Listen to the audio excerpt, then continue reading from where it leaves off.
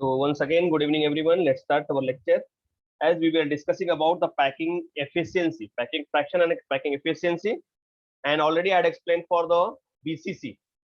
Now last FCC. So I have given homework for FCC. So किसने किसने किया है FCC का बेटा? FCC का नहीं किया है किसी ने ना?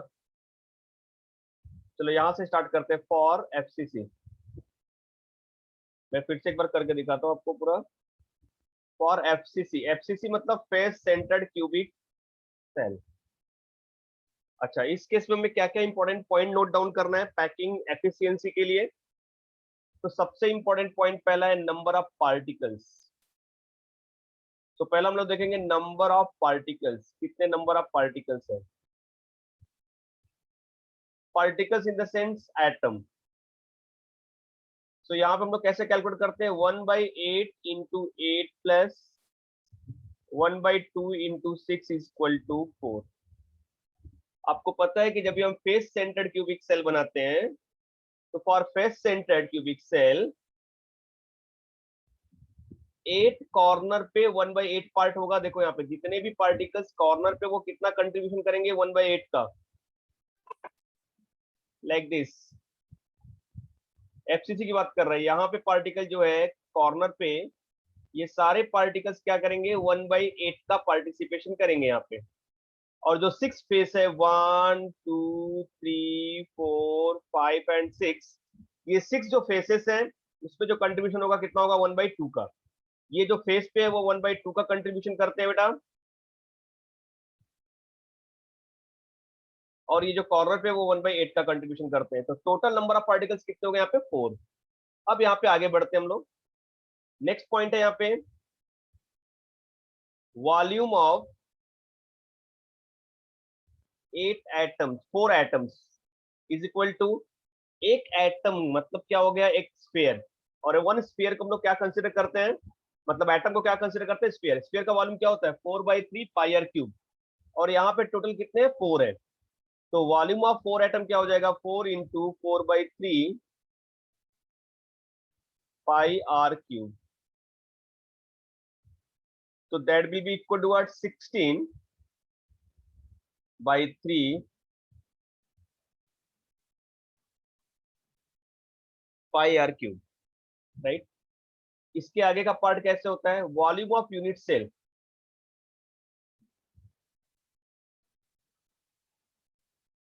यूनिट सेल का वॉल्यूम क्या होता है? जो इसके एज लेंथ होता है उसी का मल्टीप्लीकेशन. जैसे क्यूब का वॉल्यूम. तो a into a into a equal to what? A cube. ठीक है. वॉल्यूम ऑफ यूनिट सेल हो गया बेटा. अब क्या करेंगे हम लोग? For FCC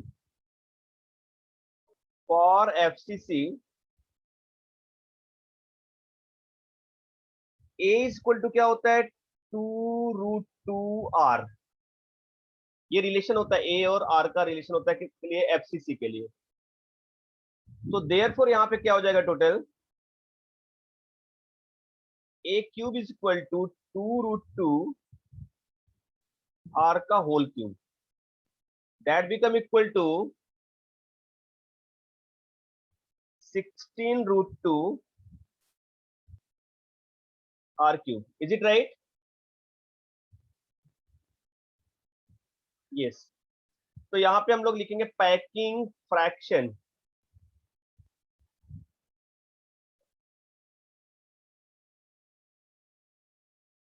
so volume of, या ऐसा लिखेंगे वॉल्यूम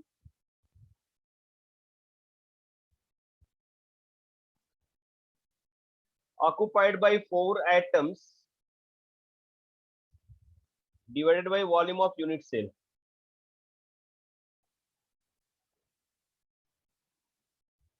यही तो मैंने सिखाया आपको. तो यहाँ पे वॉल्यूम ऑफ 4 एटम और वॉल्यूम ऑफ यूनिट सेल कितना हो जाएगा यहाँ पे बेटा? 4 एटम का वॉल्यूम कितना है यहाँ पे? 16 pi r cube upon 3 divided by unit cell का वॉल्यूम कितना हो गया यहाँ पे? 16√2 आर क्यूब. ये r क्यूब 16 कैंसिल हो जाएगा, तो यहाँ पे जब सॉल्व करेंगे इसको तो यहाँ पे वैल्यू जो आती है दैट इज व्हाट 0.74 आता है बेटा यहाँ पे। तो ये हो गया पैकिंग फ्रैक्शन। पैकिंग एफिशिएंसी क्या होती है, मैंने आपको सिखाया कि इसको 100 से मल्टीप्लाई करेंगे, तो packing efficiency is equal to 0.74 into 100 is equal to 74%। So void percentage क्या हो जाएगा यहाँ पे, percentage of void is equal to what, 100 minus 74 is equal to 26%। ये कंक्लूजन हो गया इसका, राइट। तो लास्ट टाइम मैंने एससीसी के लिए किया था ये, और बीसीसी के लिए, ये किसके लिए हो गया बेटा, यहाँ पे एफसीसी के लिए हो गया। Now you note down this part for FCC, packing fraction और पैकिंग एफिशिएंसी, ये वैल्यू एग्जैक्टली आता है 0.7401।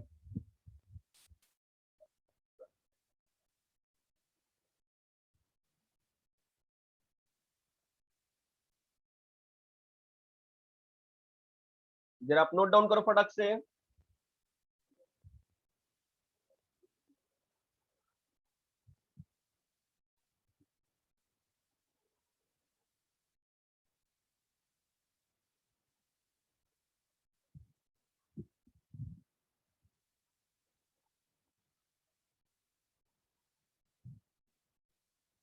हम्म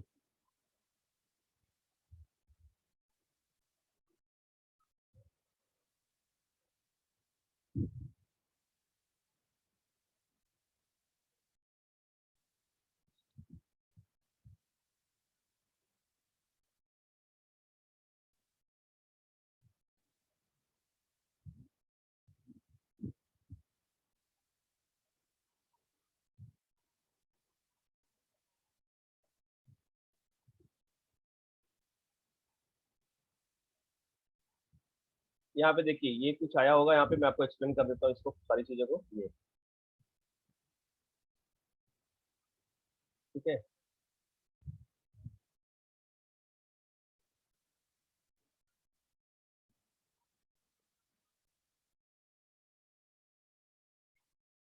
जस्ट मिनट। हाँ,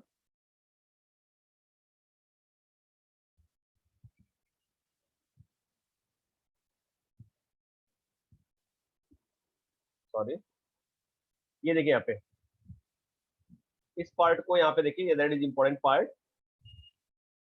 यहाँ पे एक रिलेशन दिया गया, यहाँ पे इसको आप नोट डाउन कर सकते हो। देखो यहाँ पे वॉल्यूम, राइट, ए के लिए कितना, सिंपल के लिए कितना होता है ए क्यूब, बॉडी सेंटर के लिए ए क्यूब, फेस सेंटर के लिए ए क्यूब, ये फिक्स है सबके लिए। तो सबका वॉल्यूम क्या हो जाएगा, यही हो जाएगा, राइट। यहाँ पे जो वॉल्यूम है that will be what same for everyone. पर लैटिस पॉइंट पर 1 2 4 मैंने बताया था आपको। वॉल्यूम प्रिमिटिव ये भी बताया था मैंने, right. So on that basis this is the conclusion of all this things. तो इसको आप यहाँ पे नोट डाउन कर सकते हो, that is the important part. After that I am going to explain hexagonal unit cell. ये एक एक्सेप्शन और एक इंपॉर्टेंट पार्ट है हेक्सागोनल यूनिट सेल, और इसका स्ट्रक्चर और इसकी जो ये कैलकुलेशन पार्ट है वो हमें ऑब्जर्व करना है, ठीक है। तो next important point is what here, hexagonal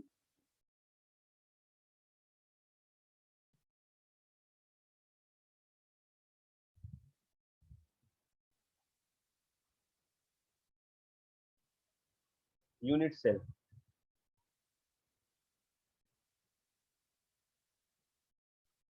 hexagonal unit cell, ठीक है।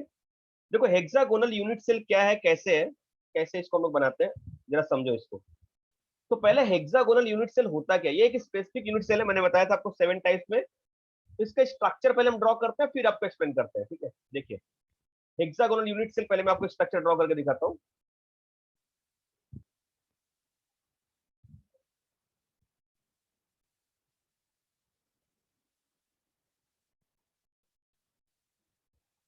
मेरा बारिश बहुत ज्यादा हो रही है तो नेटवर्क का इशू हो सकता है, मे बी।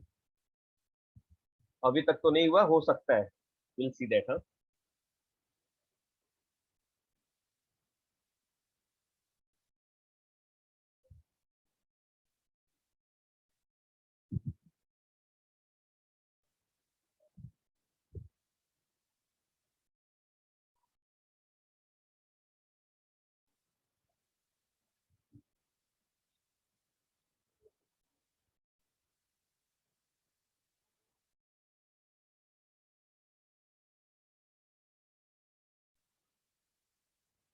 ऐसा कुछ हो गया यहाँ पे।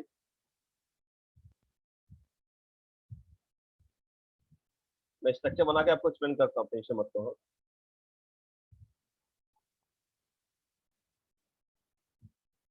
Okay, this is the part, hexagonal packing. अब होगा क्या कि यहाँ पे पार्टिकल्स होंगे। देखो यहाँ पे एक पार्टिकल्स होगा, one particle will be here, यहाँ पे भी पार्टिकल होगा,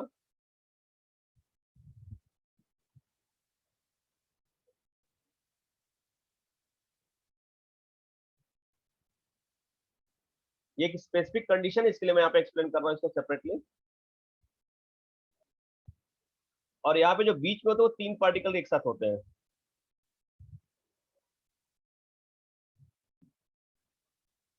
तो इसका जो नंबर ऑफ पार्टिकल्स आएगा दैट विल आल्सो डिफरेंट। हाँ,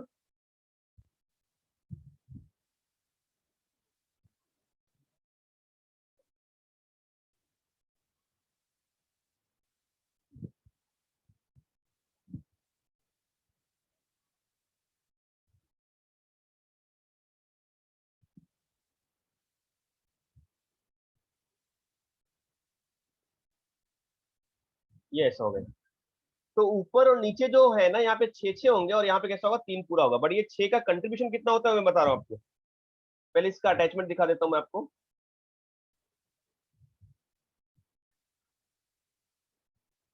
दे विल अटैच, एक यहाँ पे भी होगा सेंटर में,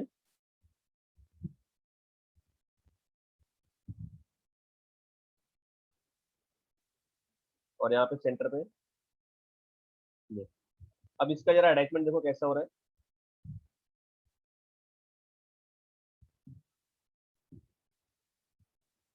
ऐसा हो गया, ऐसा हो गया,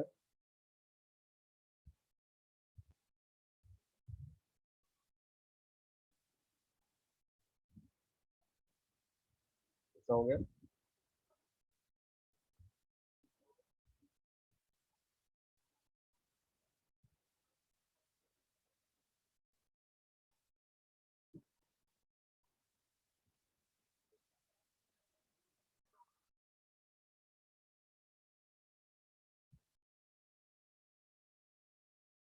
इसको अटैच रहेगा। हाँ, मैं ऐसा बना सकता हूँ,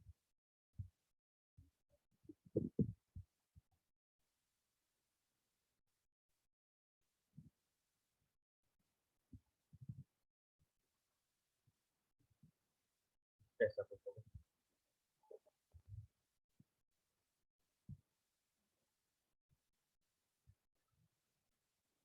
ऐसा। ठीक है, अभी देखो यहाँ पे इसको मैं इससे अटैच करने जा रहा हूँ।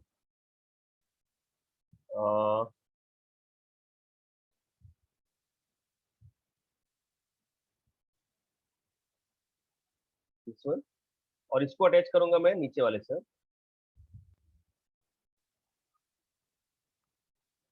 इससे ऐसा।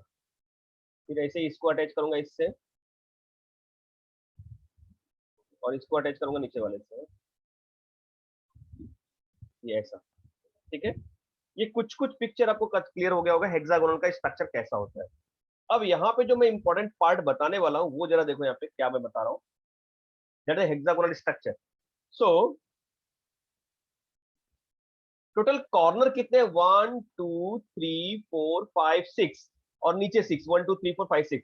तो टोटल कॉर्नर कितने इसमें, 12। So we write here all the 12 corner. हाँ, 12 corner, right, two opposite face centre are occupied.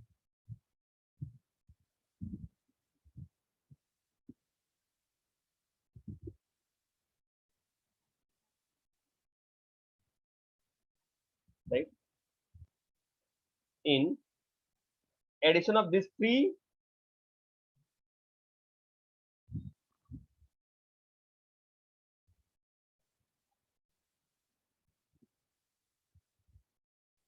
addition of this 3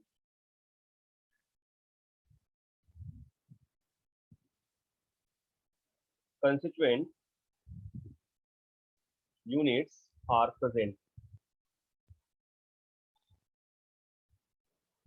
मैं पीडीएफ सेंड करूंगा तो आपको टेंशन लेने की जरूरत नहीं है. एज बॉडी सेंटर्ड या बॉडी कॉन्स्टिट्यूएंट यूनिट, राइट. मतलब ये जो तीनों होंगे वो कैसे होंगे, पूरा का पूरा एक एक एटम होगा, 3 एटम्स. तो कॉर्नर पे जो होंगे वो पूरे नहीं होंगे, बट जहां पे सेंटर की जो बात कर रहे हैं, यहाँ पे जो तीनों होंगे वो जैसे बॉडी सेंटर में एक पूरा एटम होता था वैसे यहाँ पे भी होगा. ठीक है. अब यहाँ पे जरा सा पूरा टोटल नंबर ऑफ एटम्स देखते हैं. देखो जरा ध्यान से.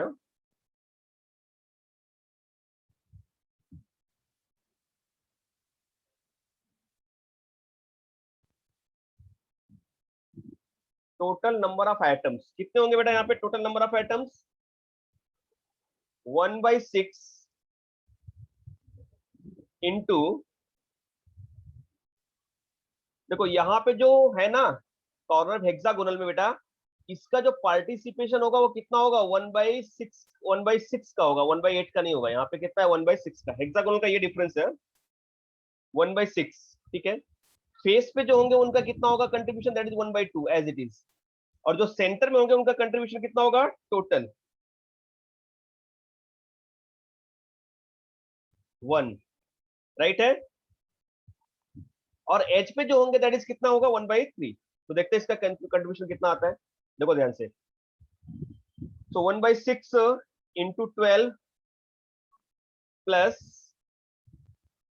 1/2 इंटू 2, दो ही फेस है ना 1 एंड 2 पे, प्लस 3 एटम्स. ये 3 आ गया, राइट. एच पे तो है नहीं, इसके एच पे तो कोई एटम है नहीं, तो यहाँ पे ये टोटल कंट्रीब्यूशन हो गया. अब यहाँ पे इसको ऐड करते हैं, कितना आ गया बेटा यहाँ पे टोटल? 6 2 2 कितना आ गया टोटल?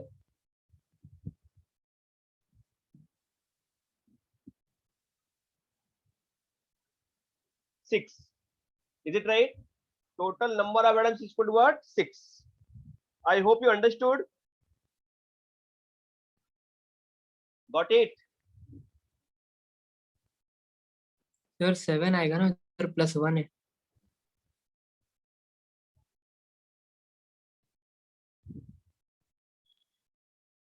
यहाँ पे कितना है? 2 है ना. 2 + 1 + 3 6 ही आएगा ना बेटा.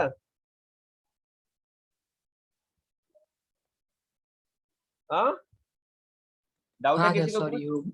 हाँ, ठीक है. अच्छा, यहाँ पे इसकी जो हाइट होती है वो कितनी होती है मैं बता देता हूँ. यहाँ पे इसकी जो हाइट होती है यहाँ से यहाँ पे होती है ये h is equal to 4 into √2/3 r. ठीक है.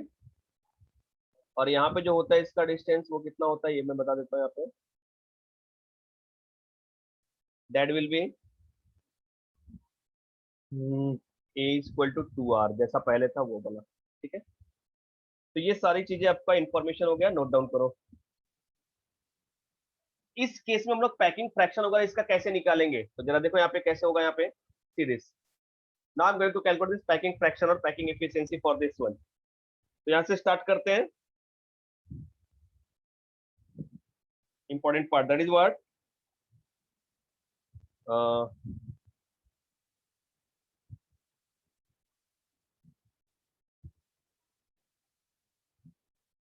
volume occupied by unit cell is equal to 6 into 4/3 pi r cube. ये तो बात समझ में आ गई होगी आपको, क्योंकि यहाँ पे टोटल एटम कितने हैं? 6 है. Now next point,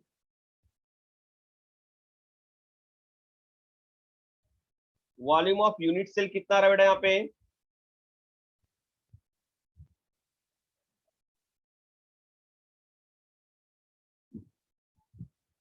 area of base into height, इसलिए मैंने वहां पे लिखा था। तो यहाँ पे कितना आ रहा है बेटा, यहाँ पे 6 इंटू एरिया ऑफ इक्विलैटरल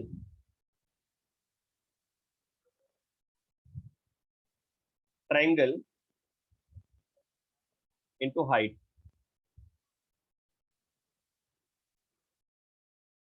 ये हेक्सागोनल भी बस थोड़ा सा डिफरेंस है, इसको देख लो आप। हाँ, यहाँ पे कितना हो जाएगा, 6 इंटू वहां पे 4√3/4 एक स्क्वायर इंटू 4r √2/3, ये मैंने लिख के दिया आपको। तो यहाँ पे हो जाएगा इसका 6 इंटू √3/4, एक ही जगह पे 2r आ जाएगा ना, मैंने लिखा था यहाँ पे a equal to 2r, 2r का स्क्वायर हो जाएगा इंटू 4r √2/3, राइट। यहाँ पे हो जाएगा therefore packing fraction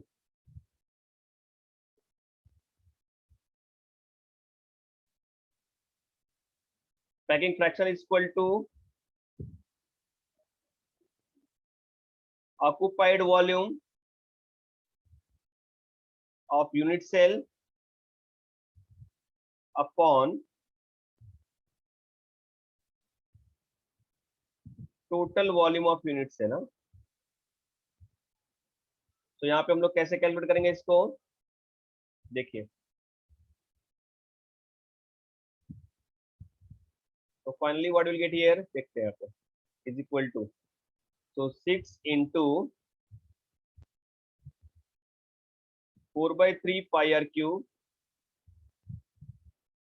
upon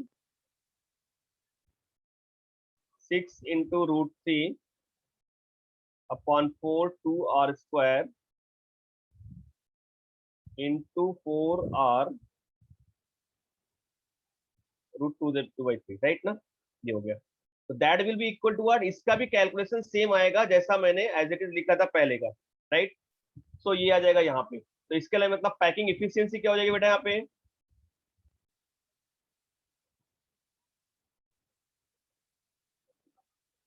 0.74 into 100 is equal to 74% as it is. हाँ, और वायर्ड आपको पता होगा कितना आ जाएगा, राइट है। ये बातें समझ में आ गई बेटा आपको? Yes sir. चलिए ये नोट डाउन करके रखो,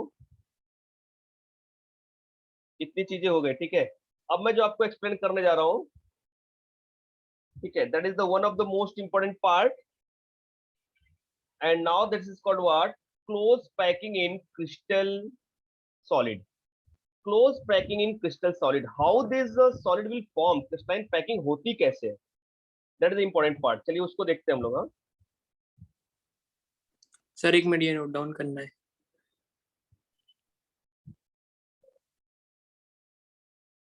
मैं भेजने वाला हूं बेटा ना, पीडीएफ भेज रहा हूं मैं। हाँ, तो टाइम वेस्ट नहीं होगा आपका। कौन ओके नोट सर, डाउन, चलेगा। कौन, अब्दुल ना। मैं भेजता हूँ, पीडीएफ भेजता हूँ, जैसे लास्ट टाइम भेजा था ना, मैं पीडीएफ भेज देता हूँ, ठीक है। तो दैट विल बी इजी ना, ठीक है सर। थोड़ा फास्ट यस हो सर, जाएगा। ओके। हाँ चलो, यहाँ पे कहाँ था, मैं भूल गया। ये लो, ऐसे भूलेंगे तो देश कैसे चलेगा। हाँ चलिए। अच्छा, इसके पहले मैं एक चीज और बता देता हूँ, that is what density of crystal, और इससे रिलेटेड बहुत सारे न्यूमेरिकल्स आते हैं डेंसिटी से रिलेटेड, तो वो भी एक चीज समझ लेते हैं, उसके बाद में आगे चलता है, ठीक है। यहाँ पे चलते हैं, देखते हैं density of crystal.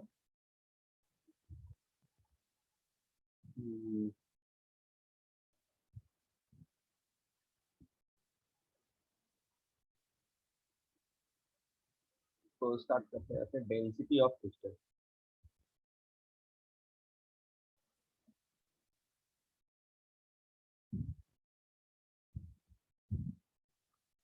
Density of crystal, ये देखो बहुत इंपॉर्टेंट है, बहुत इंपॉर्टेंट है यहाँ entrance as well as board के पॉइंट ऑफ व्यू से, तो इसको जरा सा ध्यान से देखना यहाँ पे क्या है। इसे रिप्रेजेंट करते हम लोग डी से, अदरवाइज हम लोग रो से रिप्रेजेंट करते हैं। That is the symbol to represent this density. अच्छा, डेंसिटी होता क्या है? तो हम लिखते हैं यहाँ पे डेंसिटी इक्वल टू क्या होता है बेटा, हमें पता है ना, डेंसिटी मास अपॉन वॉल्यूम. तो we can write here density of unit cell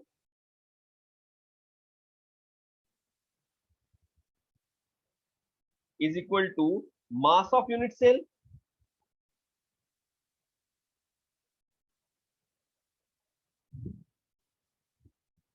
upon volume of unit cell.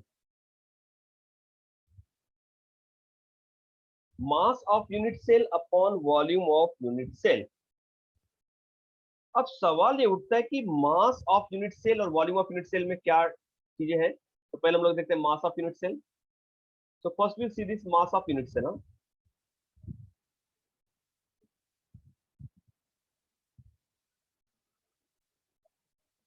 Mass of unit cell. How to calculate the mass of unit cell?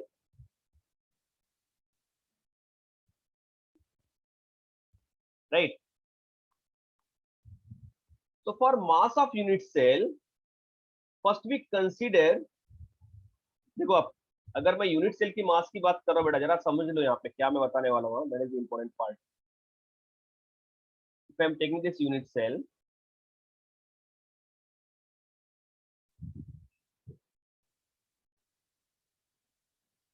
in this unit cell, here is the number of particles. So number of particles में unit cell का मास कैसे निकालेंगे, देखना जरा sir. इस unit cell के अंदर कितने पार्टिकल का कंट्रीब्यूशन है उसका मास. तो यहाँ पे हम कैसे लिखेंगे, late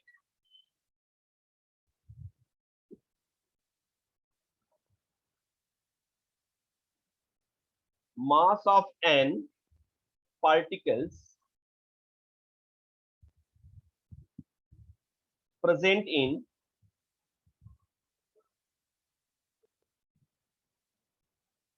a lattice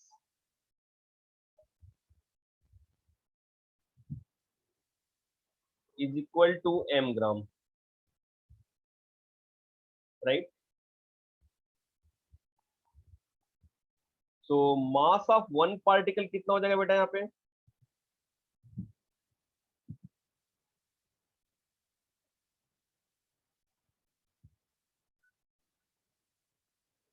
mass of one particles present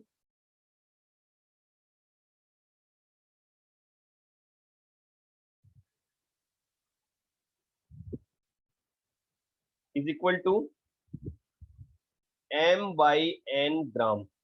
ये भी समझ में आ गया आपको, right? Now mass of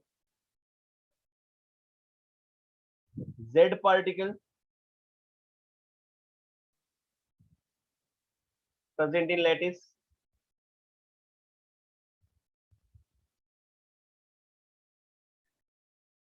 is equal to z into m upon n gram, right?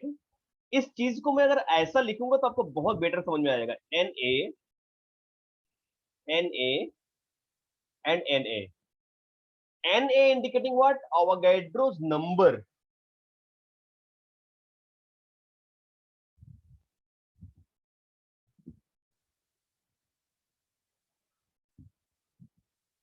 Number. And that will be equal to what? 6.022 into 10 raised to 23. तो पहला हम ये एज्यूम करते हैं कि Avogadro's number means 6.022 to 10 raised to 23 जो particles है उनका जो मास है वो m ग्राम है.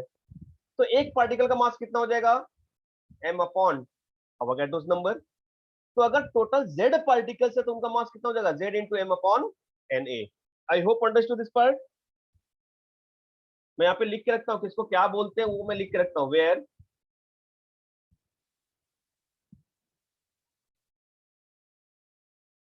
पहले मैं पूरा कैलकुलेट कर देता हूँ उसके बाद लिखता हूँ, ठीक है? तो अब देखो यहाँ पे मास तो आ गया बेटा, इसका मास इसको क्या होगा, z into M upon Na. अब मैं दूसरा बात करने जा रहा हूँ वॉल्यूम की, क्योंकि फॉर्मूला में हमें दोनों चीज चाहिए, मास चाहिए और क्या चाहिए, वॉल्यूम. तो दूसरा मैं बात करने जा रहा हूँ वॉल्यूम. तो आपको पता है कि वॉल्यूम ऑफ यूनिट सेल क्या होगा. So volume of unit cell is equal to what, A is equal to what? A cube centimetre cube. क्या समझ में आया आपको? ये अगर मैंने लिया एज लेंथ ए, तो तीनों को हम लोग क्या करते हैं, मल्टीप्लाई करते हैं, तभी तो आता है वॉल्यूम ऑफ क्यूब। ये आ गया वॉल्यूम ऑफ क्यूब। अब हमें पता है कि फॉर्मूला है कि अपना density of unit cell equal to mass upon volume. तो mass is equal to this much, volume is equal to this much, we get this answer. So what is the formula, final formula for this? Therefore density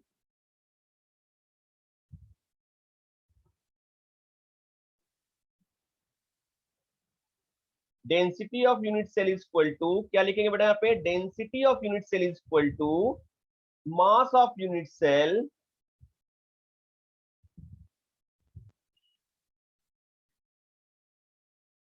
upon volume of unit cell. तो यहां पे बेटा मास of unit cell कितना आ गया अपना? Z into M, right है? Z into M upon Na, और volume कितना हो गया यहाँ पे? A cube into A cube. This is the formula for density, right? So we can say that, in shortcut, we can say that rho is equal to Z into M upon Na into A cube, where where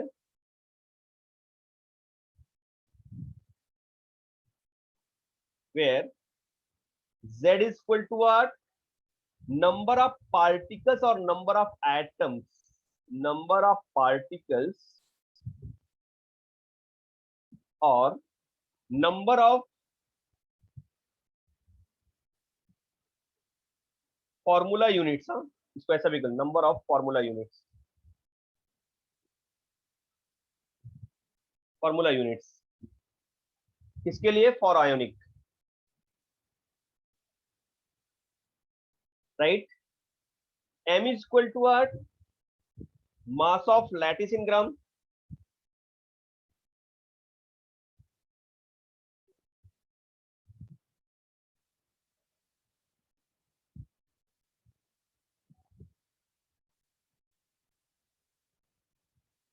D is equal to what? Otherwise rho, huh?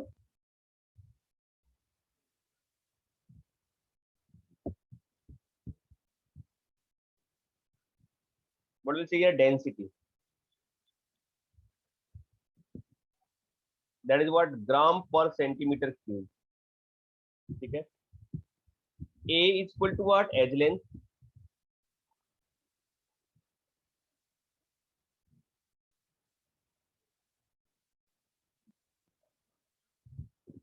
Centimetre में edge length.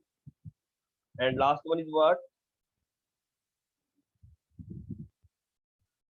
Na is equal to what? Avogadro's number.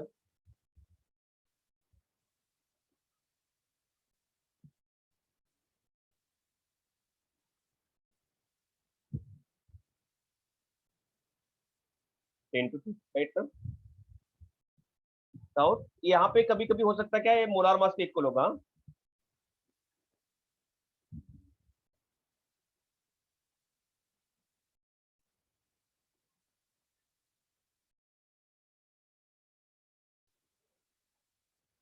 That is what? Molar mass. तो finally formula आपका आ गया ये, that is equal to ये, ठीक है? तो now this is the formula for the density, how to calculate this density, ठीक है? अच्छा, यहाँ पे कुछ यूनिट जो यूज होते हैं कैलकुलेशन के लिए, वो मैं लिख के देता हूँ। That is most important part, आप नोट डाउन करके रखो, क्योंकि कैलकुलेशन में डेफिनेटली ये यूज होने वाले हैं, ठीक है? तो यहाँ पे देखो कुछ यूनिट का conversion, that is important part. For example N A का वैल्यू तो मैंने लिख दिया यहाँ पे, नॉर्मली 6 ही हम लोग यूज करते हैं।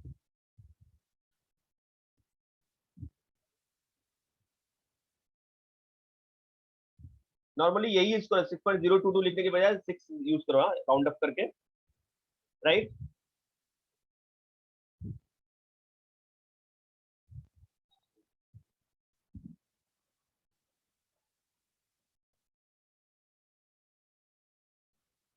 now z is equal to 1 for SCC, 2 for BCC and 4 for FCC. Right है ना? कितने नंबर ऑफ पार्टिकल्स होते हैं वो आपको पता है, ठीक है? अच्छा, यहाँ पे और एक part 1 pm picometre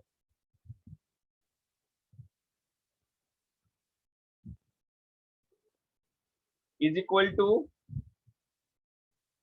10 raised to minus 12 meter, or that will be also equal to 10 raised to minus 10 centimetre.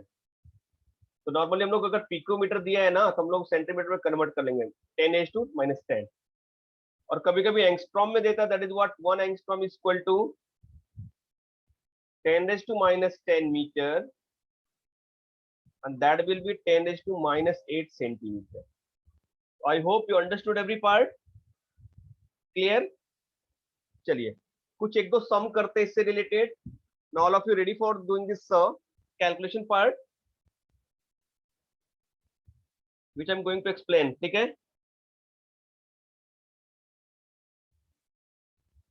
चलिए यहाँ पे फॉर्मूला है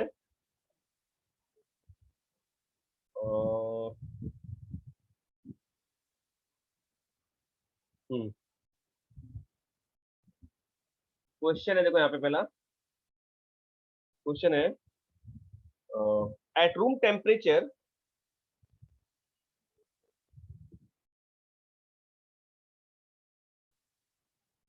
sodium crystallizes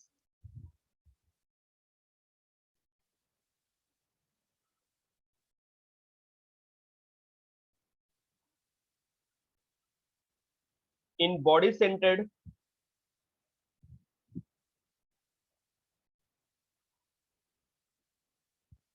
cubic lattice.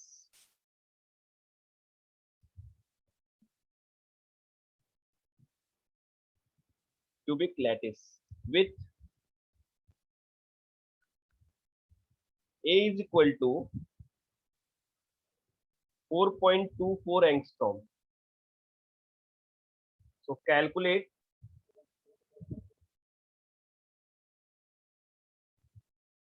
the theoretical density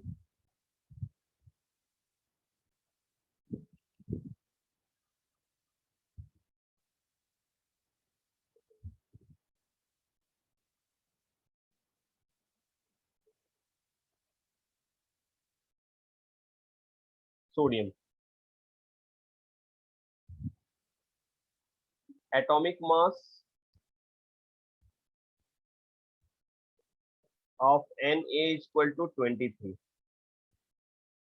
Will you do this? अब ट्राई करेंगे बेटा. All of you try it fast. मैं calculate करके देता हूँ, पहले एक बार ट्राई करो खुद से.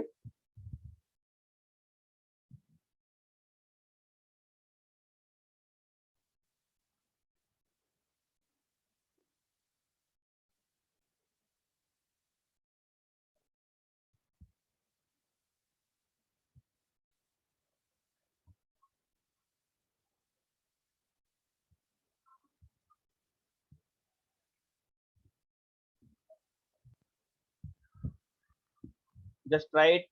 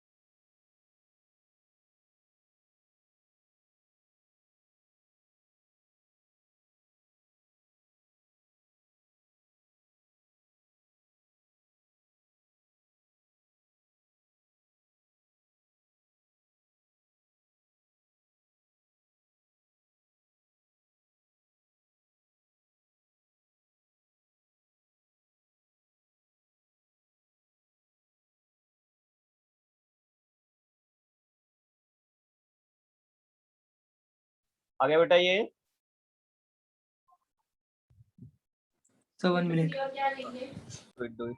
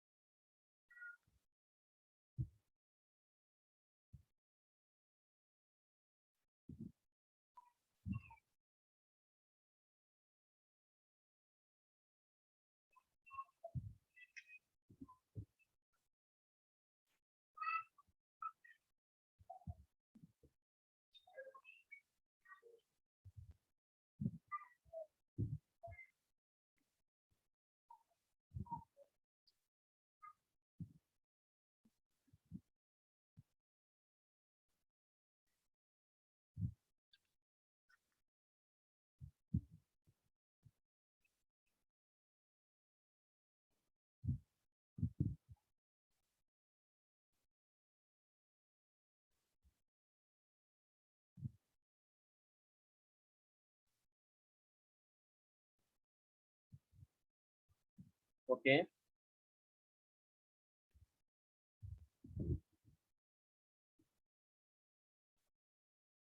No, it's not coming like that. चलिए मैं देखता हूँ अभी. Okay, just I will try it. हाँ, चलो देखते हैं. सोल्यूशन पार्ट देखो यहाँ पे कैसे सोल्यूशन निकालेंगे यहाँ पे. Solution. So this is what body centered lattice ना. So number of atoms कितने हो जाएंगे?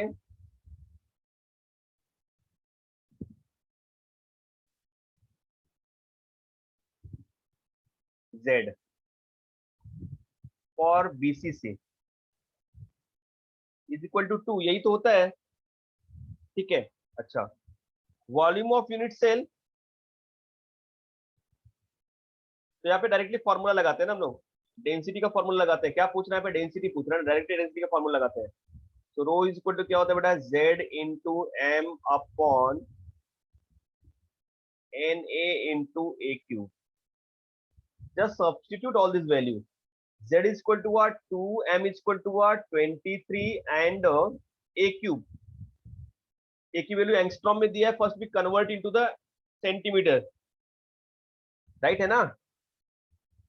A is equal to 4.24 angstrom is equal to 4.24 into 10 raised to minus 8.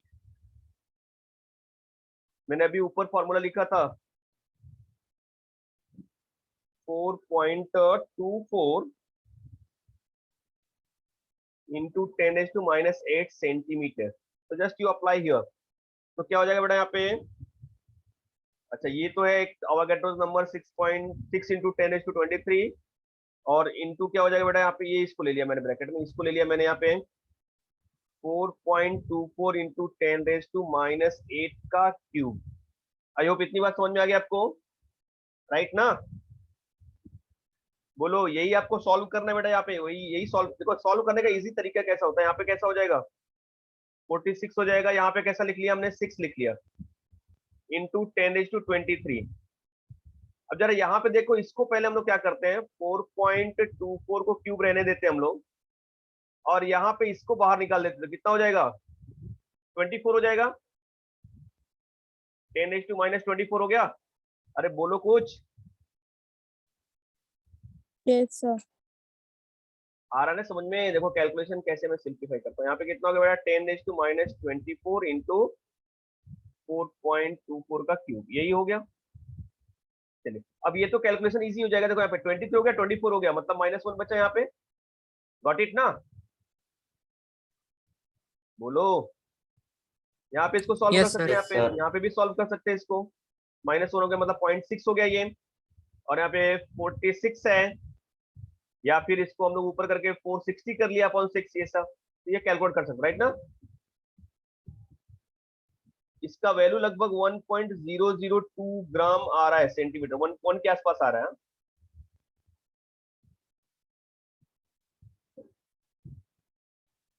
Now you can calculate it right. ये देख लेना आप. अरे ये लगभग 4 अगर हम राउंड अप करते हैं ना तो कितना जाएगा? 64.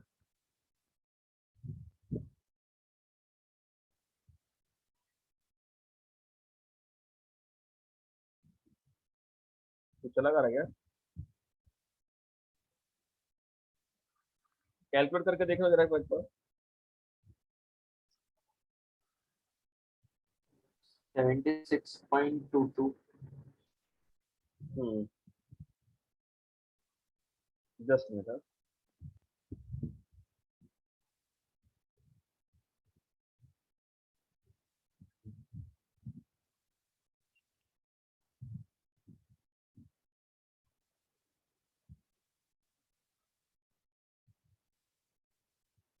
मतलब 76 हम लोग राउंड अप कर सकते हैं।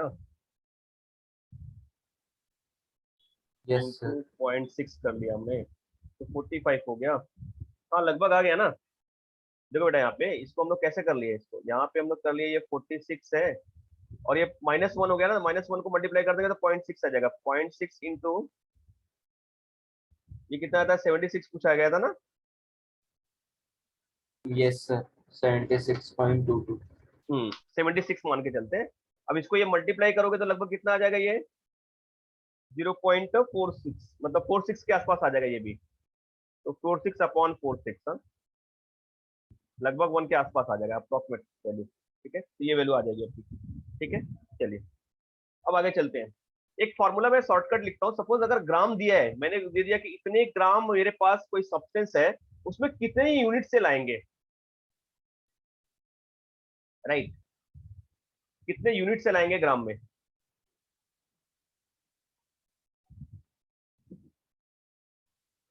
देखो ये पार्ट यहाँ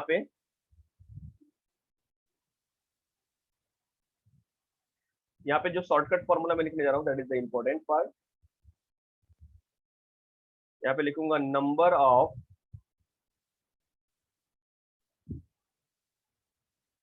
पार्टिकल्स एंड यूनिट सेल।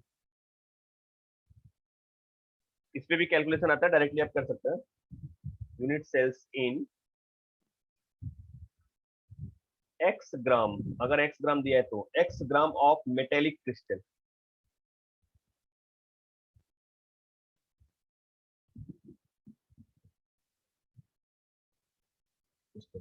कैसे आता है देखो यहाँ पे हमारे पास फॉर्मूला तो है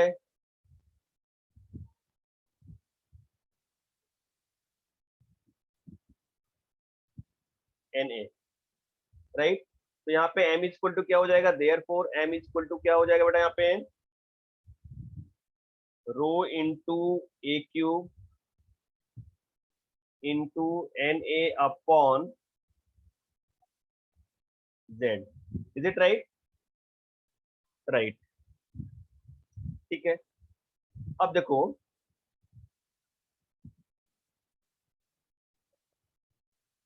number of particles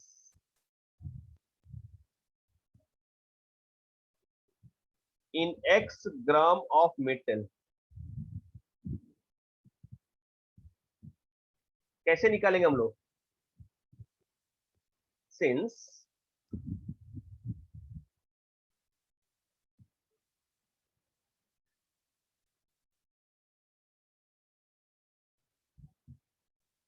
molar mass means m contain Na particle, very simple mole concept। किसी भी सब्सटेंस का अगर हम मोलार मास लेते हैं तो उसमें नंबर ऑफ पार्टिकल्स कितने आएंगे, अवोगाड्रो नंबर के इक्वल हो जाएगा। ये आपने पढ़ा है ठीक है पार्टिकल्स। तो देयरफॉर एक्स ग्राम में कितने आ जाएंगे बेटा यहाँ पे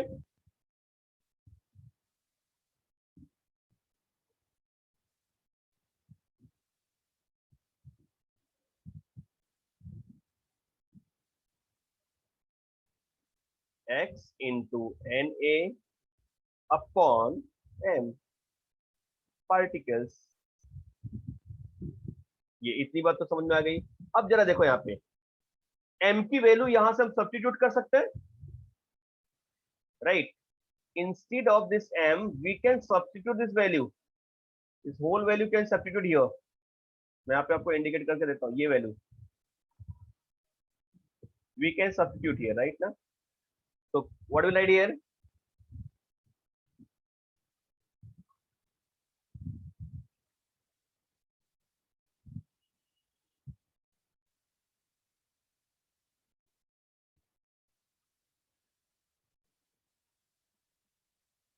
value of m. What will get here?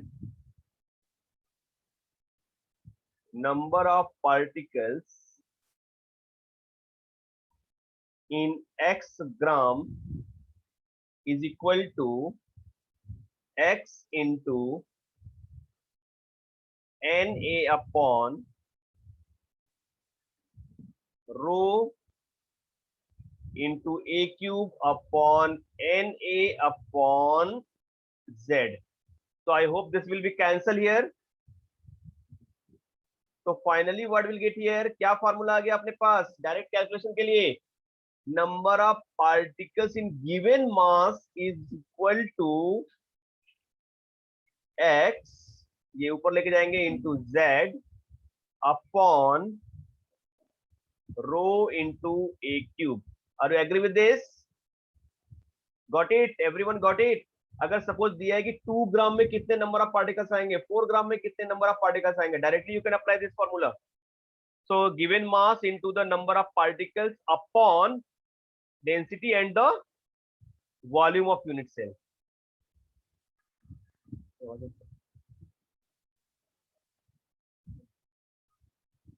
Clear है इतना? अच्छा, अभी नंबर ऑफ पार्टिकल्स हमने कैलकुलेट किया. Now we can calculate the number of unit cell, right? Second, we are going to calculate this number of unit cell. See, how will you calculate it?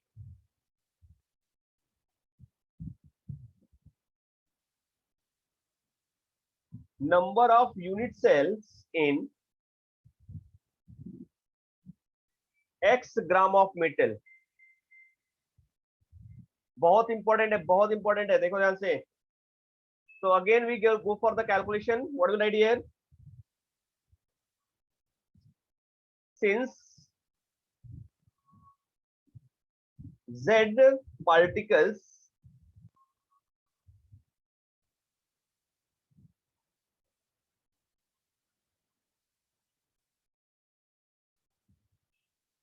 correspond to 1 unit cell. यही तो सिखाया ना, Z particle एक unit cell में होंगे. तो therefore x into z upon rho into a cube particles correspond to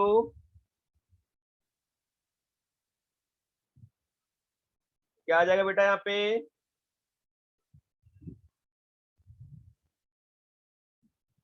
1 upon n into x into z upon rho into a cube. Is it clear?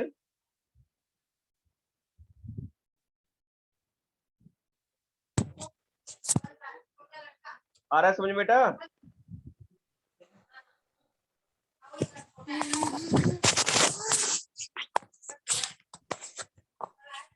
Priyal, Priyal, yes sir. क्या हुआ? मैं lecture बंद करूं? गाने का मन है? थोड़ी देर गा लो, फिर हम लोग स्टार्ट करते हैं. चलेगा? No sir, sorry. चलेगा, ठीक है. अच्छा, कोई बात नहीं. ओके,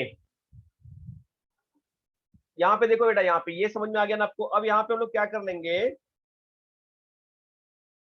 क्या कर लेंगे?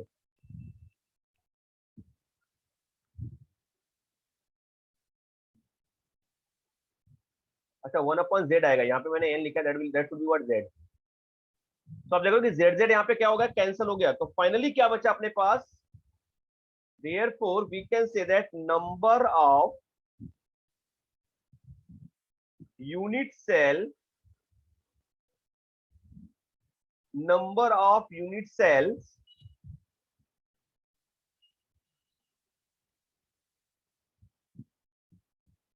in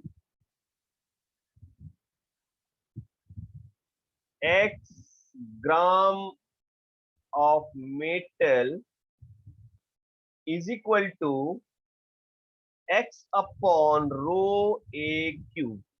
Is it clear? ये आ गया आपका फॉर्मूला. अब एक और लास्ट है, दैट इज व्हाट?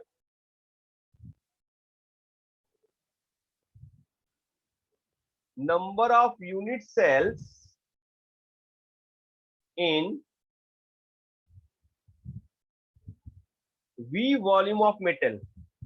अगर वॉल्यूम दिया है तो क्या करेंगे हम लोग, तो that is the formula is equal to what, V upon A cube. Very simple, V upon A cube कर लेंगे, आ जाएगा फॉर्मूला। तो ये मैंने 3 फॉर्मूला आपको शॉर्टकट के लिए बताया यहाँ पे बेटा। What are the formula here? First, number of particles in an x gram of the metallic crystal, ये अप्लाई करेंगे। नंबर ऑफ यूनिट सेल के लिए क्या अप्लाई करेंगे हम लोग, ये अप्लाई करेंगे। और number of volume, number of unit cell in volume के लिए क्या अप्लाई करेंगे, ये। तो ये तीनों चीजें आपके लिए इंपॉर्टेंट है, ठीक है? Okay, got it?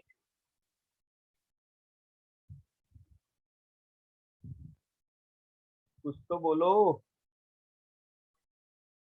आगे चले। Yes, sir. गुड। हम्म,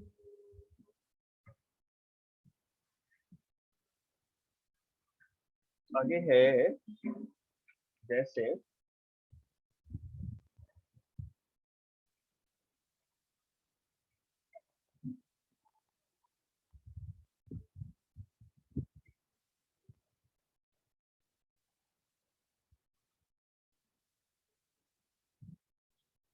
ठीक है, इसके कुछ न्यूमेरिकल्स मैं आपको सेंड कर देता हूँ, आप बाद में अपना कर लेना, कैलकुलेशन आ जाएगा। हाँ, ठीक है,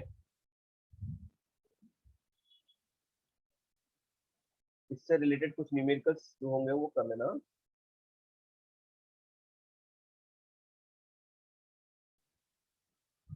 चलिए, अब मैं जो सिखाने वाला हूँ आपको, दैट इज व्हाट,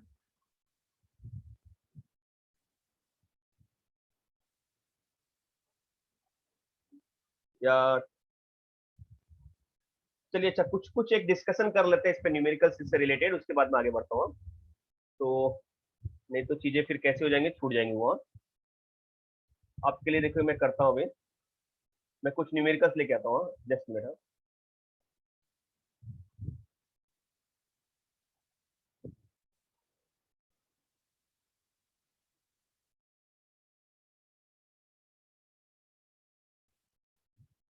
चलिए,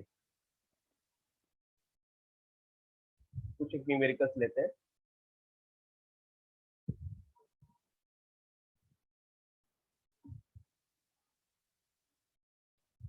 आपको समझ में आएगा, मैं दिखाता हूँ आपको। लेकिन वो गया कहाँ, ये।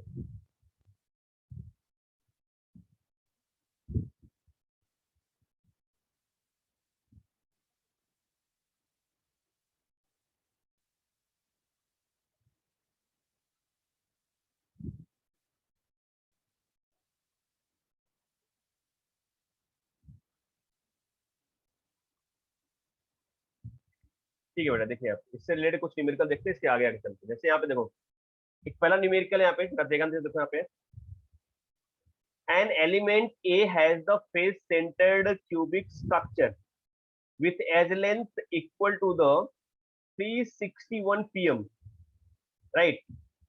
The apparent radius of atom A is what? Options are given here. तो कैसे कैलकुलेट करेंगे, यहाँ पे देखो, यहाँ पे फेस सेंटर्ड के लिए आपको फॉर्मूला पता होना चाहिए। व्हाट इज द फॉर्मूला, ये मैंने बताया था आपको, राइट? तो वहां से हम लोग निकालेंगे। यहाँ पे देखो, यहाँ पे इसका एज लेंथ दिया है, यहाँ पे एज लेंथ ए दिया है यहाँ पे, बट किसमें दिया है, पीएम में दिया है, राइट ना? आ रहा है समझ में आपको बेटा? उसके हिसाब से यहाँ पे सब्स्टिट्यूट करेंगे वैल्यू, तो हमें आर की वैल्यू आ जाएगी। रेडियस पूछ रहा है आपसे, आ जाएगा। यहाँ पे देखो, packing fraction of the element that crystallises in the simple cubic element is what? Simple cubic. अब देखो यहाँ पे इंटरमीडिएट में पूछा है, मैंने बताया था आपको कि पूरा कैलकुलेशन ही कंपल्सरी नहीं है। तो यहाँ पे आपको पता है ना, ये आया था हमारा, when we are going to calculate then we get this part, हाँ, 5/6, उसी को हमने 0.524 किया था। तो दैट इज व्हाट पॉइंट। कैसे आता है ये, packing fraction is equal to volume occupied by particle upon total volume, that is the formula. यहाँ पे देखो, metallic gold crystallizes in the FCC lattice, the length of the cubic unit cell is what, 4.242 angstrom. The closest distance between two gold atom is what? दो atom के बीच का closest distance क्या होगा? तो उसके लिए भी मैंने फॉर्मूला बताया था, closest distance means what, a is equal to what 2r। तो 2r, r की जगह पे हमने वैल्यू रख दिया यहाँ पे 2√2, यहाँ पे आ गया 3 एंगस्ट्रॉम, राइट? हाँ कि नहीं, समझ में आया आपको?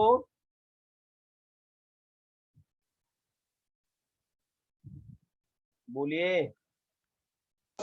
Yes sir. चलिए एक क्वेश्चन मैं देता हूं आपको, जरा बताओ मुझे तो।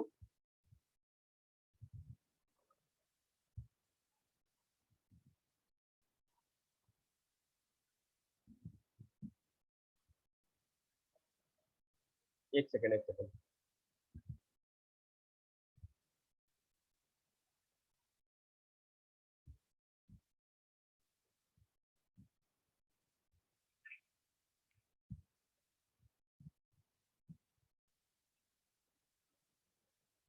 एक second, I am giving that.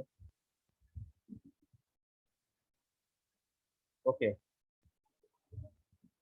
चलिए देखता हूँ ये कहाँ गया। ओ माय गॉड, मुझे ढूंढना पड़ेगा इसको।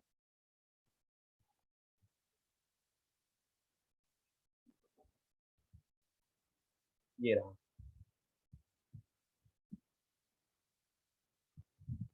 चलिए मैं नीचे रखता हूँ इसको, आप सॉल्व करिए।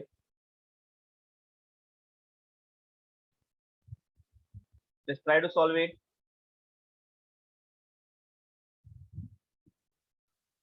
इसको सॉल्व करने का ट्राई करो।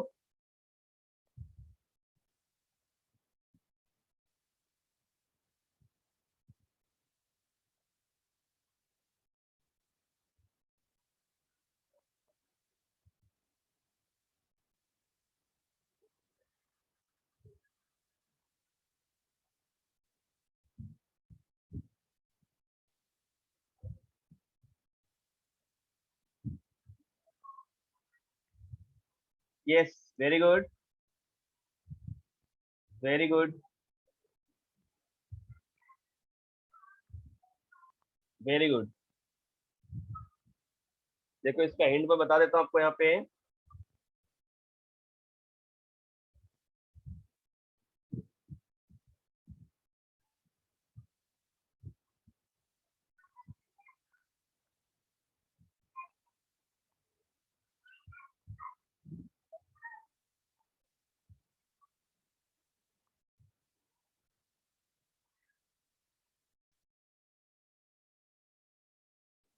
ओके,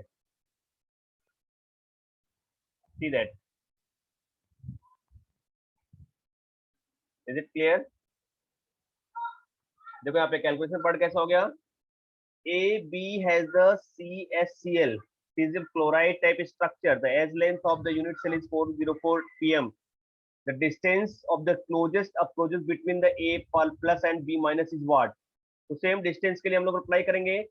अब देखो जो CSCl होता है वो किस फॉर्म में होता है, उसके हिसाब से हमें कैलकुलेट करना, राइट ना? तो देखो यहाँ पे distance closest approaches the BCC unit.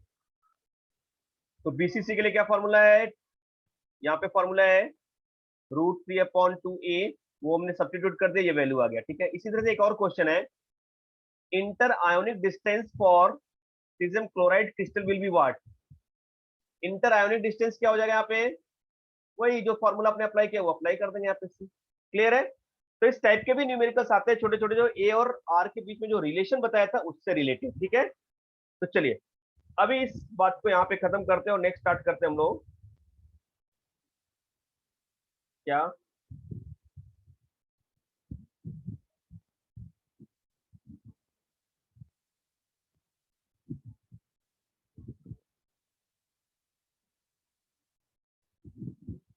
ठीक है, यहाँ पे स्टार्ट करेंगे हम लोग close packing in crystalline solid.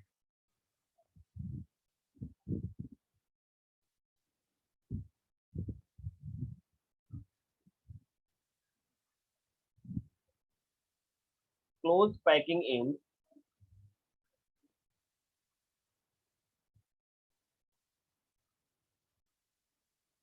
Crystalline solid है।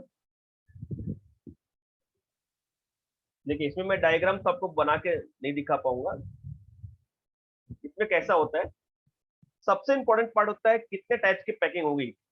तो पहला होता है 1D पैकिंग, फिर होती है 2D पैकिंग, फिर होती है 3D पैकिंग। जैसे सिंपल में बताता हूँ, 1D, 2D and 3D। 1D means one dimensional. यहाँ पे सिंपल पैकिंग होगा, एज बनेगा, एक दूसरे के नजदीक आ जाएंगे ऐसे ऐसे, या फिर ऐसा आएगा किसी भी एक्सिस पे। जो 2D पैकिंग होती है उसमें दो टाइप के होंगे, ए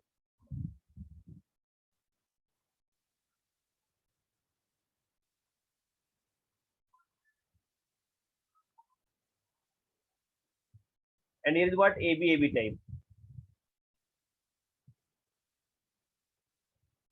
ए टाइप में कैसा हो जाएगा बेटा, यहाँ पे एक दूसरे के नीचे, ठीक एक दूसरे के नीचे आएंगे। हाँ,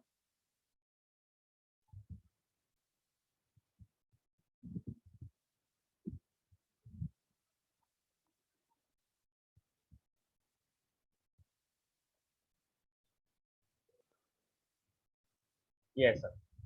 इस केस में अगर हम सेंटर एटम देखेंगे ना,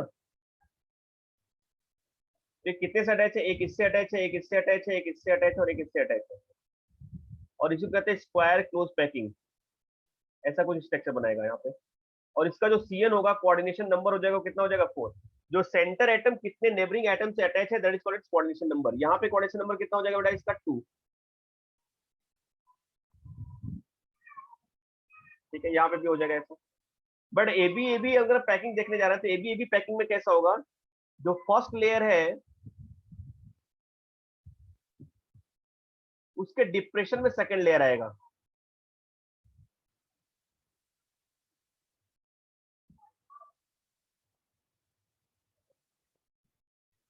second layer will get the occupy place at the depression of the first layer। ठीक है, यहाँ पे आ गया। अब इस केस में देखो बेटा क्या होने वाला है, CN। अब जरा देखो सेंटर एटम कितने से अटैच है, एक इससे, एक इससे, एक इससे, एक इससे अटैच है, एक इससे अटैच और एक इससे। There what, hexagonal.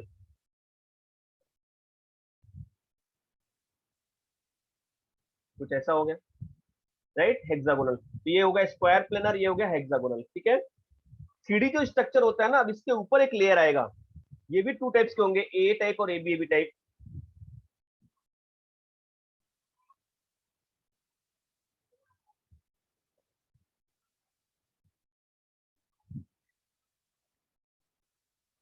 AB type. A type का स्ट्रक्चर कैसे हम लोग फॉर्म कर सकते हैं, जरा देखो यहाँ से।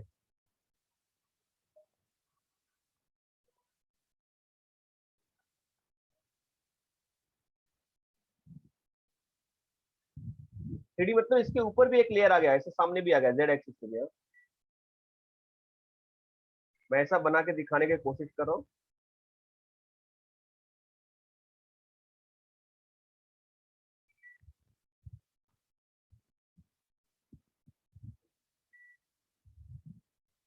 ऐसा कुछ आएगा। हाँ, ठीक है। तो ये 3D पैकिंग हो गई इसकी।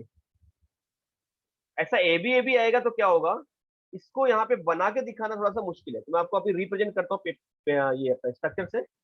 You can observe that. अभी मैं सारी पैकिंग आपको एक्सप्लेन करने जा रहा हूँ, ठीक है, जरा ध्यान से देखना यहाँ पे। चलिए, पहले मैं AB और ABC बता देता हूँ आपको। सॉरी, AB और A पैकिंग क्या होती है, मैं आपको वीडियो से दिखाता हूँ। यहाँ पे एक बार देख लो, फिर मैं स्ट्रक्चर बना कर दिखाता हूँ आपको। ये देखो यहाँ पे,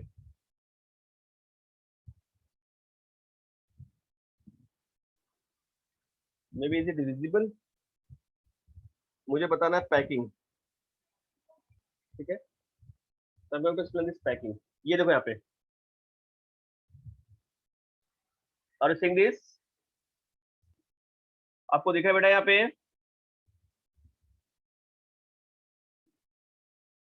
यस। यस ये सर। ये लीनियर पैकिंग है, ये 1D पैकिंग है। आपको दिखाया मैंने ना पैकिंग कैसी है, लीनियर पैकिंग। एक दूसरे के साइड में अटैच होंगे, ठीक है। यहाँ पे देखो दूसरा, ये 2D पैकिंग हो गई, और 2D पैकिंग में कैसा है, ए बी टाइप। अब देख रहे हो ना, एक लेयर दूसरे लेयर के ठीक नीचे है, getting my point. This is called what, A B type packing. चलिए ए टाइप पैकिंग, अगर फर्स्ट लेयर अगर यहाँ पे ए है तो ये भी ए है, ए बी सब एक दूसरे के नीचे है ना। सेकंड वाला देखो यहाँ पे समझो जरा, ए बी पैकिंग आपको दिखा, फर्स्ट लेयर जो है उसके डिप्रेशन में सेकंड लेयर है, राइट। अगर ये वाला नीचे का लेयर ए होगा तो ऊपर का कैसा होगा, बी होगा, फिर ए होगा, फिर बी होगा, that is called what, A B packing. Are you getting my point. तो ये तो 2D पैकिंग हो गया। अब मैं 3D पैकिंग जरा आपको दिखाता हूँ, ये देखो, दिस इज 3D पैकिंग। क्या आपको समझ में आ रहा है बेटा 3D पैकिंग?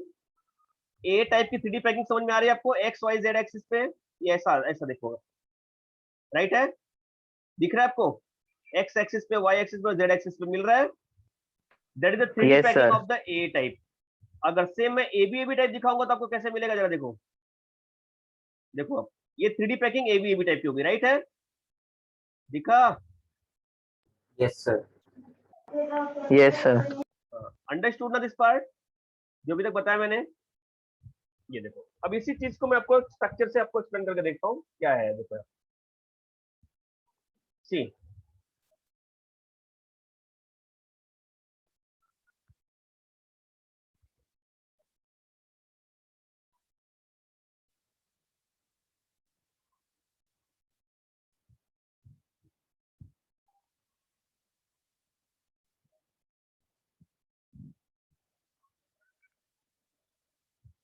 ये देखिए 1D पैकिंग में बता देता हूँ आपको, कहाँ गया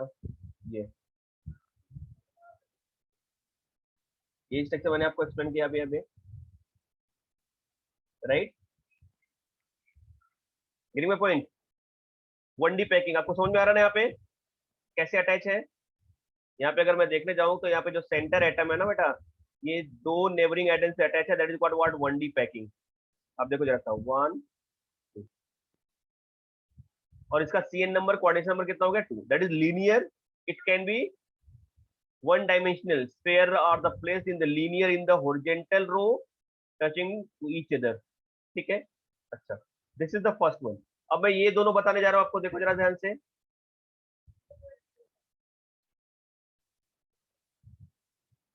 स्क्वायर क्लोज पैकिंग और ये हेक्सागोनल क्लोज पैकिंग। हाँ, 2D पैकिंग बताने जा रहा हूं आपको।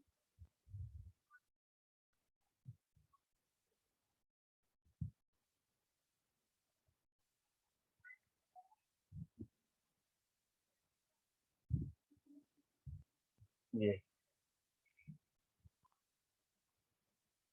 Yes, see this.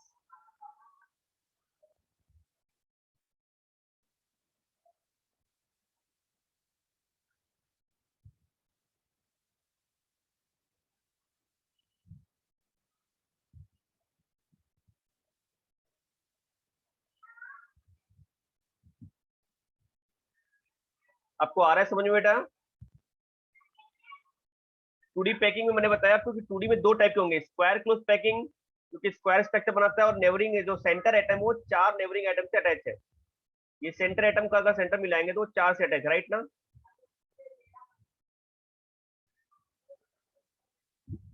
इसको मैं ऐसा भी बना सकते, देखो ऐसा,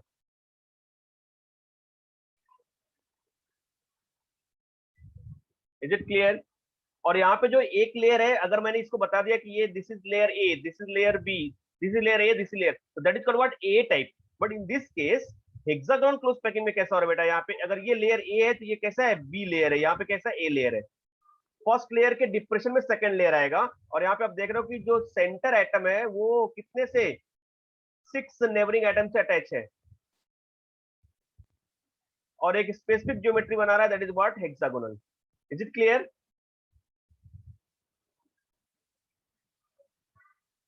क्लियर हो रही बेटे बात? बात क्लियर हो रही है? चलिए, Yes, sir. अब मैं बताने जा रहा हूं आपको 3D का।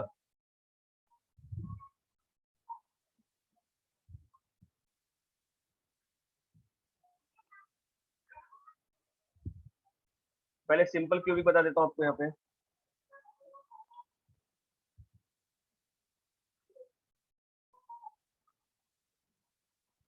ये अब देखिए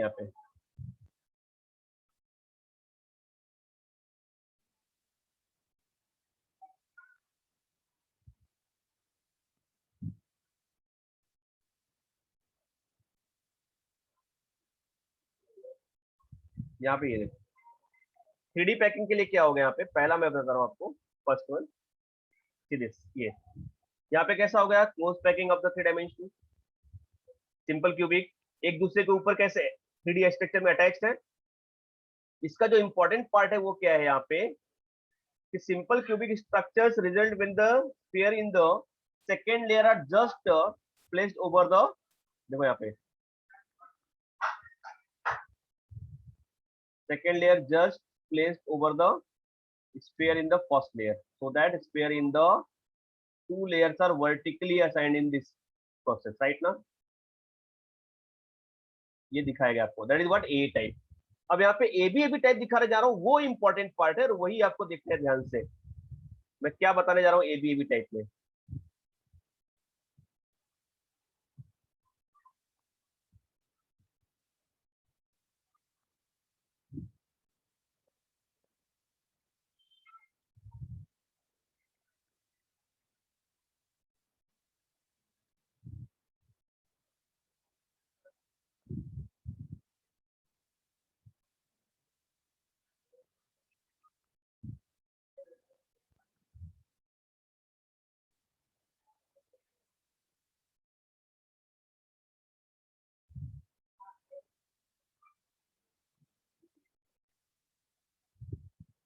चलिए अब ये दो स्ट्रक्चर मैं आपको एक्सप्लेन करता हूँ अच्छे से, जरा ध्यान से देखकर।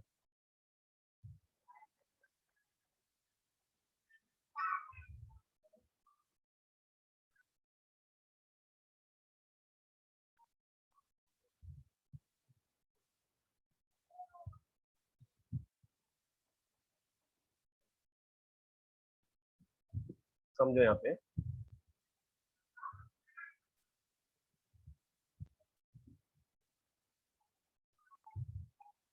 ये देखो बेटा, यहाँ पे मैं आपको एक्सप्लेन करने जा रहा हूँ, इसको मैं अलग ले लेता हूँ यहाँ पे, तो यहाँ पे ले लेता हूँ।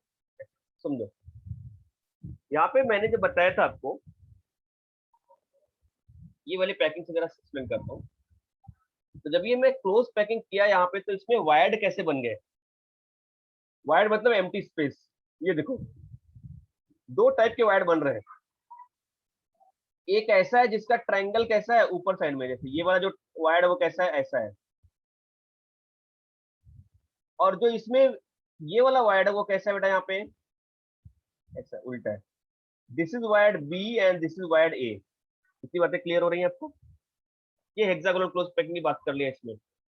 अब इसमें जब हम तो थर्ड लेयर ऊपर लेने जा रहे हैं, ये देखो फर्स्ट लेयर हो गया, ये सेकंड लेयर, अब इसके ऊपर हम लोग इसी का लेयर, ऐसे ही एक और शीट है इसके ऊपर हम लोग प्लेस करने जा रहे हैं। जब प्लेस करेंगे तो इस टाइप का कुछ स्ट्रक्चर बनेगा। आपको इमेजिन हो पा रहा है बेटा ये।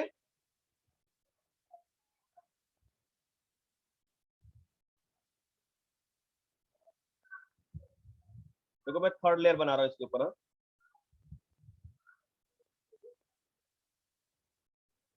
ये फर्स्ट लेयर, उसके ऊपर मैं एक लेयर बना रहा हूँ, ये दैट इज इंपॉर्टेंट पार्ट।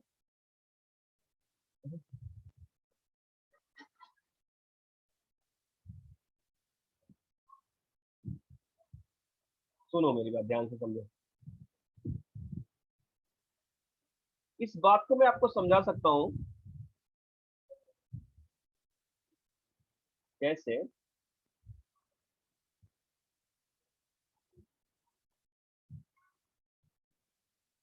समझो यहाँ पे जो मैं एक्सप्लेन करने जा रहा हूँ चीज को, उसको जरा सा ध्यान समझो। जैसे मैंने एक ऐसा कॉइन लिया और उसके ऊपर 3 और कॉइन्स को ऐसे अरेंज कर दिया, 1 2 और एक 3। यहाँ पे एक वाइड बनेगा। और फिर मैंने 3 कॉइन को नीचे लिया और ऊपर 3 कॉइन्स को ऐसे अरेंज कर दिया। क्या आप इमेजिन कर पा रहे हो, नहीं कर पा रहे हो। नहीं कर पा रहे।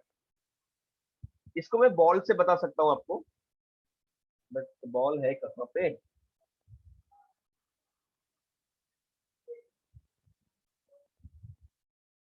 चलिए मैं आपको स्ट्रक्चर बनाता हूँ, यहाँ पे वायर्ड का स्ट्रक्चर बनाता हूँ। देखो जरा ध्यान से समझो, मैं आपको बता रहा हूँ, यहाँ पे जरा ध्यान से समझो, ट्राई करो इसको समझने का। ये देखो वायर्ड कैसे बन रहे हैं यहाँ पे, किस टाइप का बन रहा है वो मैं बता रहा हूँ। देखो यार, सीरीज मैंने बताया कि दो टाइप के वायर्ड बनेंगे। वायर्ड का मतलब होता है खाली स्पेस। पहले इस स्ट्रक्चर पे आप ध्यान दे दो। यहाँ पे इस केस में मैंने बताया कि यहाँ पे जो स्ट्रक्चर है ना, इसी के ऊपर मैं दूसरा लेयर बनाने जा रहा हूँ। जैसे ये बना दिया एक लेयर, ऐसा ऐसा और ऐसा। तो यहाँ पे एक वायर्ड बनेगा और एक ऐसा बना दिया तो एक वहां पे वायर्ड बनेगा। एक वायर्ड ऐसा बनेगा जिसके नीचे एक पार्टिकल है, और एक वायर्ड वायर्ड ऐसा बनेगा जिसके नीचे कोई पार्टिकल नहीं। मतलब समझो मेरी बात को, बहुत ध्यान से समझो मैं क्या बता रहा हूँ बेटा। यहाँ पे अगर मैंने ये लेयर बना दिया तीसरा लेयर, तो इसमें एक टाइप का तो ऐसा वायर्ड बनेगा कि नीचे ये पूरा पार्टिकल है, ये नीचे एक पार्टिकल है और इसके ऊपर तीन पार्टिकल और अरेंज हो गए इसके ऊपर लेयर पे। हाँ, इसके ऊपर जो पार्टिकल अरेंज है वो कैसे अरेंज है? ऐसा।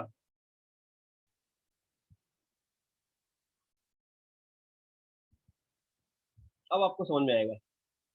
इसको मैंने पूरा कलर कर दिया बेटा यहाँ पे।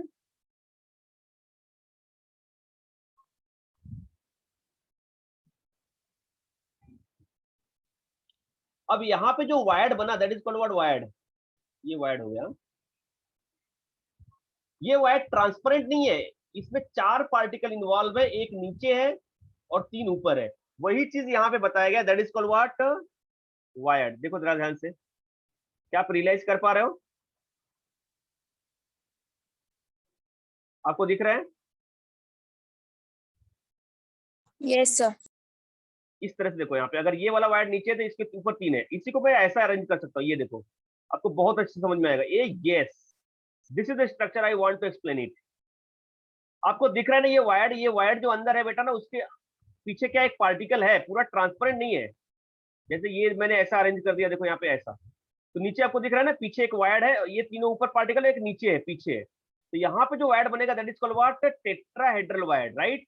Are you getting my point? आपको मेरी बातें समझ में आ रही है? तो यहाँ पे जो यस सी सर। है ना, यहाँ पे जो सी वाला पार्ट है, यहाँ पे जो स्ट्रक्चर में सी पार्ट है वो इसी टाइप का वायर्ड है। सी वाला जो पार्ट है वो इसी टाइप का वायर्ड है, that is called tetrahedral wired.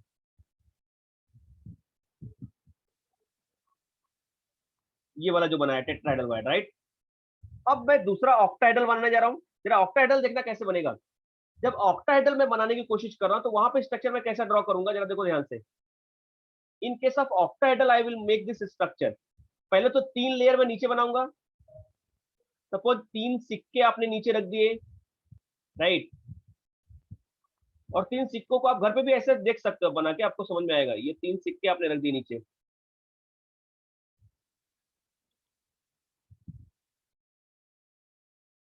ये तीन सिक्के नीचे हैं। अब इसके ऊपर मैं तीन सिक्कों को और अरेंज कर रहा हूँ, तीन कॉइन्स को और अरेंज कर रहा हूँ इस तरह से। देखो, एक ये ले लिया मैंने, एक ये ले लिया और एक ये ले लिया। आ रहा है समझ में? इसमें चार पार्टिकल इन्वॉल्व थे, इसमें छह इन्वॉल्व है, और ये कैसा होगा? ट्रांसपेरेंट होगा, पूरा होल दिखेगा आपको, और इसी को बोलते हैं ऑक्टाहेड्रल।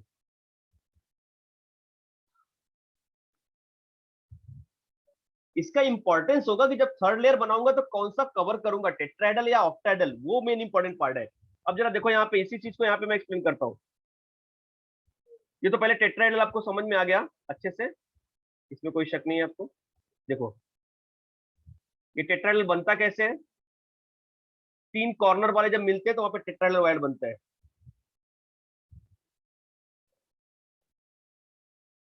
ठीक है बेटा, नेटवर्क सिस्टम में मैं आपको, ये तो रिकॉर्डिंग भी है ना, मैं आपको भेज देता हूँ। ठीक है, ये देखो यहाँ, अब यहाँ पे देखो, समझो इसको।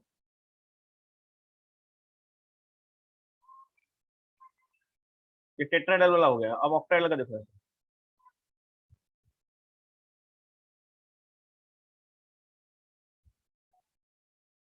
ये देखो कैसे ये बन रहा है, उसका मैं एक्सप्लेनेशन है यहाँ पे, टेट्राहेड्रल वाला। सॉरी, मैं भी ऑक्टाइडल बताता हूँ, जस्ट मिनट। हाँ,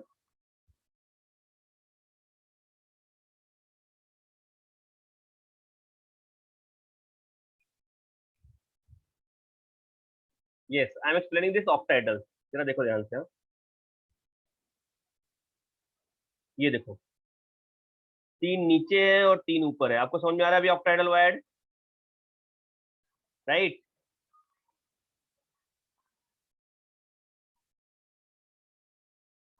थ्री नीचे और 3 ऊपर है, समझ में आ रहा है ना अभी? इसे बोलते हैं हम लोग ऑक्टाइडल वायर्ड, और ये ट्रांसपेरेंट होगा। तो इसका मतलब क्या हो गया? What I am going to explain here, see this, in this case this is what. तो यहाँ पे जब थर्ड लेयर आ गया, टू देखो, इसके ऊपर एक शीट बना दिया उसका सेम, इसके ऊपर एक मैंने और शीट डाल दिया ऐसे ही, तो वहां पे 2 वायर्ड बन गए, एक टेट्राहेड्रल वायर्ड बन गया और एक ऑक्टाहेड्रल वायर्ड बन गया। क्लियर है? इतनी बातें समझ में आ गई सबको? यस, बोलो। Yes, sir. अरे बाकी सब गए कहाँ? नेटवर्क इशू हो रहा है, सब चले गए, ऐसा कैसे चलेगा? चलिए ठीक है, कोई बात नहीं, 5 मिनट और देखो, इसके बाद मैं आपको दूसरी चीज समझा देता हूँ। तो अब जब सवाल ये उठता है कि जब हम थर्ड लेयर बनाने जा रहे हैं, ये फर्स्ट लेयर हो गया, उसके ऊपर ये second layer, third layer. Third layer में या तो हम टेट्राहेड्रल वायर्ड को कवर करेंगे या तो ऑक्टाहेड्रल को कवर करेंगे। तो अगर थर्ड लेयर में हम लोग टेट्राहेड्रल को कवर करते हैं तो वहां पे जो स्ट्रक्चर बनेगा वो हेक्सागोनल क्लोज पैकिंग बनेगा। और अगर हम लोग ऑक्टाहेड्रल को कवर करते हैं तो वहां पे जो पैकिंग बनेगी वो कैसे बनेगी? क्यूबिक क्लोज पैकिंग बनेगी। और वही मैं आपको एक्सप्लेन कर देता हूँ लास्ट, आपको चीजें समझ में आ जाएंगे। ठीक है, देखिए।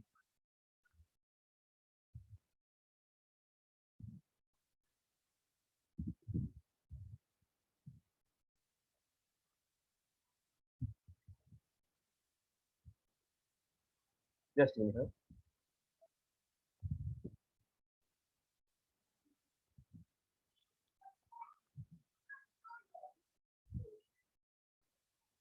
एक सेकेंड।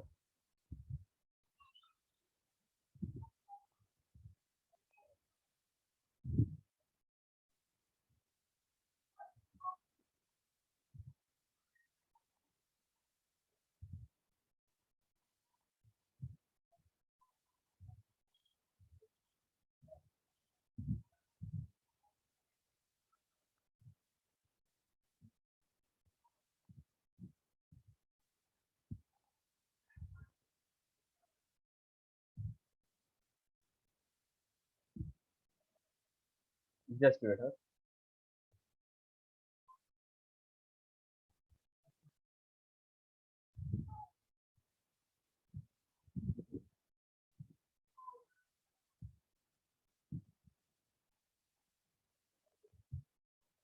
हम्म,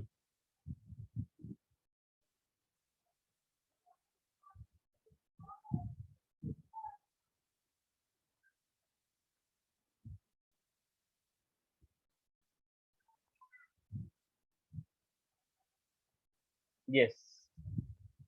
चलिए यहाँ पे देखो, अब मैं जो बताने जा रहा हूँ,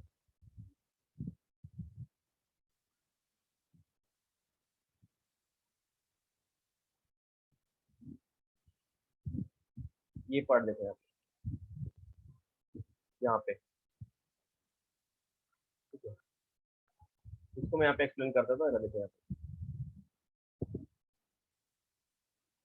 सी, first of all, when I'm going to pack this the octahedral wired, right?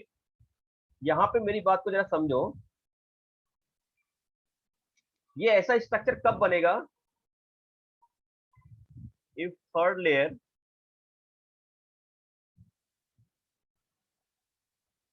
right? ये कब बन रहा है अपना स्ट्रक्चर? जब मेरा थर्ड लेयर किसको कवर कर रहा है? टेट्राहेड्रल वायर्ड को, राइट?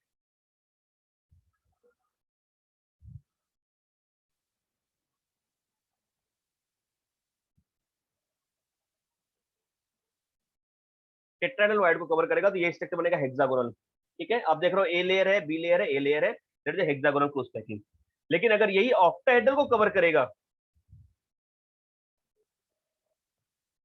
तो ये स्ट्रक्चर बनेगा। हाँ,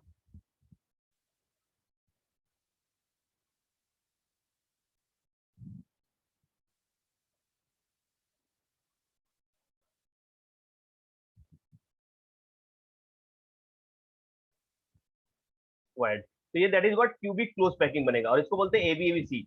ये ए लेयर हो गया, बी लेयर हो गया, सी लेयर हो गया, फिर ए लेयर हो गया, राइट ना। That is called what ABC ABC packing. तो ये क्यूबिक क्लोज पैकिंग हो गया, और यहाँ पे हेक्सागोनल क्लोज पैकिंग। मेरी बात को जरा फिर से कंक्लूड करता हूँ मैं, जरा ध्यान से समझो, बहुत अच्छे से समझ लो। यहाँ पे मैंने बताया कि कभी भी जब पैकिंग हो रही है क्रिस्टल की, तो उसका पहले पैकिंग कैसा होता है, 1D में, वन स्ट्रक्चर में, डायमेंशनल में। उस केस में एक लीनियर स्ट्रक्चर बनता है, हॉरिजॉन्टल या फिर वर्टिकल। इस केस में जब सेकेंड डी में जाते हैं तो इसके नीचे एक और लेयर आता है। तो वो लेयर आने के दो चांसेस है, या तो उसके ठीक नीचे आएगा तो बनाएगा स्क्वायर क्लोज पैकिंग, या फिर उसके डिप्रेशन में आएगा तो बनाएगा हेक्सागोनल क्लोज पैकिंग। तो हेक्सागोनल क्लोज पैकिंग बना तो इसमें दो टाइप के वायर्ड हो गए, एक अपर लेयर ट्रायंगल, एक lower layer lower headed triangle. अब इस केस में जब 2D के बाद हम लोग 3D के लिए जाते हैं, तो ए टाइप के पैकिंग में इसके ऊपर ही जेड एक्सिस पे दूसरा लेयर आएगा और ये स्ट्रक्चर बना देगा। लेकिन जब यहां पे हम लोग बात करते हैं एबी टाइप में, तो इसके ऊपर जब लेयर बनाने जा रहे हैं ना, तो इसके ऊपर जब सेम लेयर, एक शीट ये हो गया और इसी के ऊपर ठीक ऐसा ही एक शीट और डाल दिया हमने, तो उसमें दो टाइप के वायर्ड बन गए। एक बन गया टेट्राहेड्रल वायर्ड, एक बन गया ऑक्टाहेड्रल वायर्ड सेकंड लेयर के लिए। तो जब हम थर्ड लेयर बनाने जा रहे हैं, इसके ऊपर थर्ड लेयर जब हम रखेंगे, तो थर्ड लेयर में क्या होगा, या तो ऑक्टाहेड्रल वायर्ड को हम लोग कवर करेंगे, या तो टेट्राहेड्रल को कवर करेंगे। जब हम टेट्राहेड्रल को कवर करेंगे तो हमारा जो जियोमेट्रिकल शेप बनेगा वो कैसा बनेगा, हेक्सागोनल क्लोज पैकिंग बनेगा। और जब हम ऑक्टाहेड्रल को कवर करेंगे तो कैसा बनेगा, क्यूबिक क्लोज पैकिंग बनेगा। I hope you understood every part, got it? Yes बेटा। Yes, sir.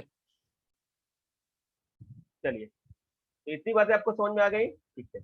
अब यहाँ पे एक बहुत इंपॉर्टेंट पार्ट जो मैं नोट डाउन करने जा रहा हूँ, और इसी से रिलेटेड न्यूमेरिकल्स आपको आगे आएंगे। तो यहाँ पे जो सबसे इंपॉर्टेंट पार्ट है वो मैं नोट डाउन करता हूँ।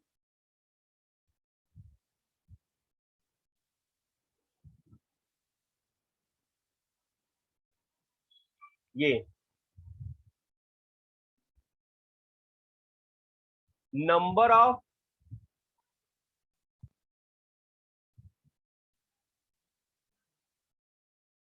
ऐसा लिखते हैं, if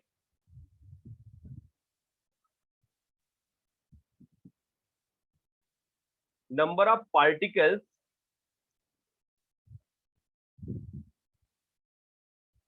in crystal that is equal to n, then number of tetrahedral wire is equal to 10 to n, and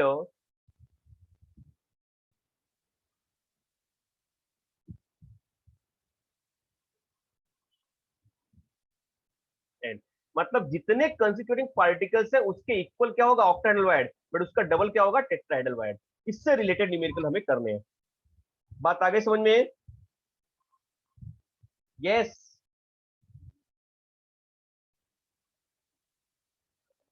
बोलो। Yes, sir. राइट, तो ये आपका एक्सप्लेनेशन हो गया टेट्राहेड्रल वायर से रिलेटेड और ऑक्टाहेड्रल वायर से रिलेटेड, ठीक है। तो टेट्राहेड्रल वायर और ऑक्टाहेड्रल वायर, टेट्राहेड्रल वायर कितने होंगे, 2n, जितना पार्टिकल्स का नंबर था उससे डबल होंगे, ठीक है। और ऑक्टाहेड्रल वायर कैसे होंगे, जितने नंबर ऑफ पार्टिकल्स होंगे उसके इक्वल होगा, ठीक है। तो that is the tetrahedral wire and the octahedral wire, ठीक है। Tetrahedral wire and the octahedral wire मैं यहाँ पे दे देता हूँ आपको।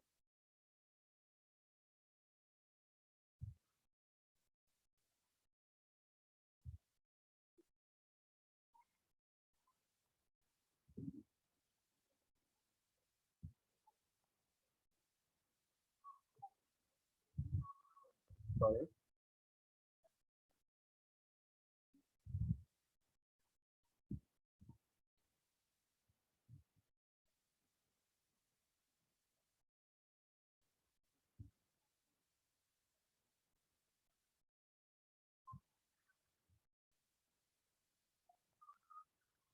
Just minute.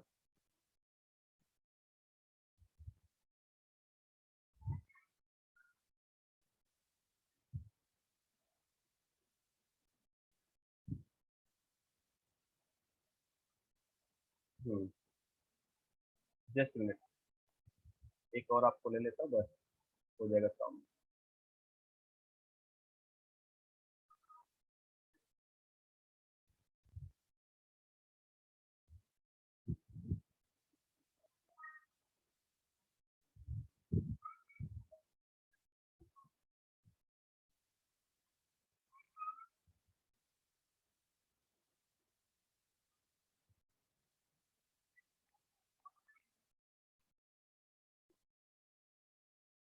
ये चलिए, यहाँ पे मैं आपको एक्सप्लेन कर देता हूँ फटाफट, चीजें क्लियर हो जाएंगे।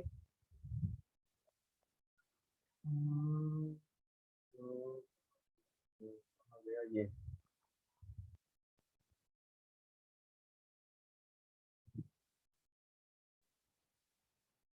मैं अरेंज करके देता हूँ आपको।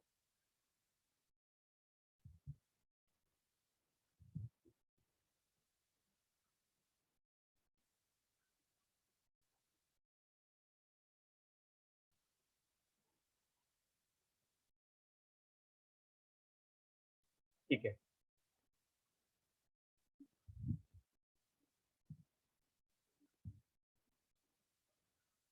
तो यहाँ पे अरेंज करता हूँ, देखो सबसे पहले ये लेता हूँ मैं ऑक्टाइडल wired, sorry tetrahedral wired, this one. फिर ये मेरा ऑक्टाइडल वायर्ड, राइट, ऐसा। अब समझो यहाँ पे जरा इसको।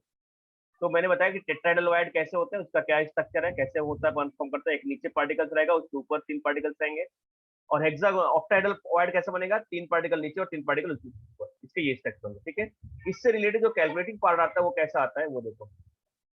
यहाँ पे जैसे इफ मैंने जो लिखा है वही चीज, if n is the sphere in packing, then number of tetrahedral void is what 2n and number of octahedral wire is what n. If it can be seen that in cubic closed pack structure, its sphere is surrounded by the 8 tetrahedral wired and 6 octahedral wired. ठीक है, therefore number of tetrahedral wired of for the single sphere in packing is equal to what, number of tetrahedral wired surrounded by the sphere divided by number of sphere around the tetrahedral wire, so that is 8/4। इसके हिसाब से तो कितना आ जाएगा 2। और इसके लिए अगर हम लोग यहाँ पे कैलकुलेट करेंगे तो कितना आएगा, number of octahedral void for the single sphere in packing is what, तो number of octahedral void around the sphere divided by number of sphere around the octahedral void, that is 6/6 equal to 1। तो यहाँ पे 2 आता है, यहाँ पे 1। उसी हिसाब से यहाँ पे लिखते हैं कि जितने नंबर ऑफ स्फीयर होंगे उतना ऑक्टाहेड्रल वायर होगा, बट उसका डबल क्या होगा, tetrahedral wire. That is the main conclusion, ठीक है। तो ये इससे रिलेटेड जो न्यूमेरिकल्स है वो हम लोग नेक्स्ट टाइम ट्राई करेंगे। तो आज इतना ही, इसके लिए हम लोग यहाँ पे ही क्लोज करते हैं। तो ये सारी चीजें आपको क्लियर हो गई विथ स्ट्रक्चर, मैंने बता दिया आपको, वीडियो दिखा दिया।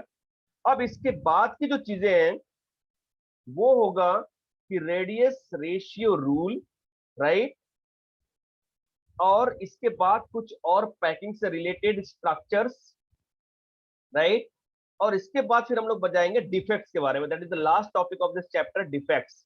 तो एक तरह से देखा जाए तो ये कैलकुलेशन पार्ट में रेडियस रेशियो रूल बता दूंगा तो वो पार्ट खत्म हो जाएगा। इसके बाद हम लोग डिफेक्ट्स की बात करेंगे, that is the last topic of this chapter. Okay okay sir.